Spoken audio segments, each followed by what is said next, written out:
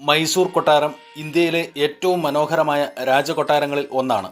വോഡയാർ രാജവംശത്തിന്റെ ഔദ്യോഗിക വസതിയായിരുന്ന ഇത് ഇന്തോ സാർസനിക് വാസ്തുവിദ്യയുടെ മികച്ച ഉദാഹരണമാണ്. വർഷം തോറും ലക്ഷക്കണക്കിന് ആളുകൾ ഈ ചരിത്ര സ്മാരകം കാണാൻ എത്തുന്നു.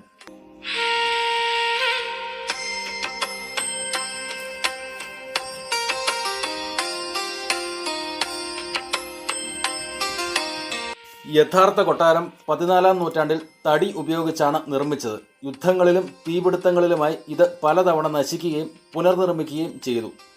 1896-ൽ വിവാഹ ആഘോഷങ്ങൾക്കിടെയുണ്ടായ വലിയ തീപിടുത്തത്തിൽ പഴയ തടിക്കൊട്ടാരം പൂർണ്ണമായും കത്തിനശിച്ചു. തുടർന്ന് ബ്രിട്ടീഷ് വാസ്തുശില്പിയായ ഹെൻറി ഇർവിൻ്റെ മേൽനോട്ടത്തിൽ 1912-ൽ ഇന്നത്തെ കൽക്കൊട്ടാരം പണികഴിപ്പിച്ചു. ഹിന്ദു മുസ്ലിം രജപുത്ര ഗോഥിക് ശൈലികൾ ചേർന്നുള്ള ഇന്തോ സാർസനിക് രൂപകൽപ്പനയിലാണ് കൊട്ടാരം നിർമ്മിച്ചിരിക്കുന്നത്. ഗ്രേ ഗ്രാനൈറ്റ് കല്ലുകളും പിങ്ക് മാർബിൾ താഴികക്കുടങ്ങളും കൊണ്ട് 3 നിലകളിലായി കൊട്ടാരം മനോഹരമാക്കിയിരിക്കുന്നു. സ്വർണ്ണപ്പണികളും വിലപിടിപ്പുള്ള വസ്തുക്കളും കൊണ്ട് അലങ്കരിച്ച അംബാവിലാസ് ഹാളാണ് പ്രധാന ദർബാർ ഹാൾ.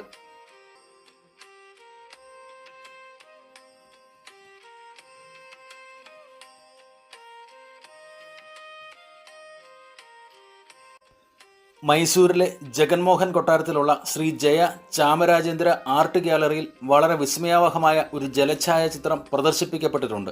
ഈ ചിത്രം കണ്ടിട്ട് പലരും ഇത് രാജ രവിവർമ്മയുടേതാണെന്ന് തെറ്റിദ്ധരിക്കാറുണ്ട്. രവിവർമ്മ ചിത്രങ്ങളെപ്പോലുള്ള തനിമയും റിയലിസ്റ്റിക് ശൈലിയുമാണ് ആളുകളിൽ ഈ സംശയമുണ്ടാക്കുന്നത്. എന്നാൽ ഈ ചിത്രം 1945-46 കാലഘട്ടത്തിൽ പ്രശസ്ത ഇന്ത്യൻ ചിത്രകാരനായ സവ്ലാറാം ലക്ഷ്മൺ ഹൽദങ്കർ എന്ന SL ഹൽദങ്കർ വരച്ചതാണ്. ഈ ചിത്രം ഗ്ലോ ഓഫ് ഹോപ്പ് എന്നും വുമൻ വിത്ത് ദ ലാംപ് എന്നും അറിയപ്പെടുന്നു. കത്തിച്ച നിലവിളക്ക് ഇടത് കൈയിൽ ഉയർത്തിപ്പിടിച്ചിരിക്കുന്ന ഒരു യുവതിയാണ് ചിത്രത്തിൽ. നിലവിളക്കിൻ്റെ പ്രകാശം അണഞ്ഞു പോകാതെ വലത് കൈകൊണ്ട് മറച്ചുപിടിച്ചിരിക്കുന്ന കയ്യിൽ തട്ടി യുവതിയുടെ നെഞ്ചിലും മുഖത്തും പ്രതിഫലിക്കുന്ന പ്രകാശത്തെ അവിശ്വസനീയമായ പൂർണ്ണതയോടെയാണ് ചിത്രകാരൻ ക്യാൻവാസിലാക്കിയിരിക്കുന്നത്.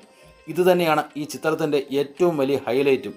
വാട്ടർ കളർ ഉപയോഗിച്ച് വെളിച്ചത്തിൻ്റെയും നിഴലിൻ്റെയും സൂക്ഷ്മത അത്ഭുതകരമായി ചിത്രീകരിച്ചിരിക്കുന്ന ഈ മാസ്റ്റർ പീസ് ഇന്ത്യയിലെ എക്കാലത്തെയും മികച്ച കലാസൃഷ്ടികളിൽ ഒന്നാണ്.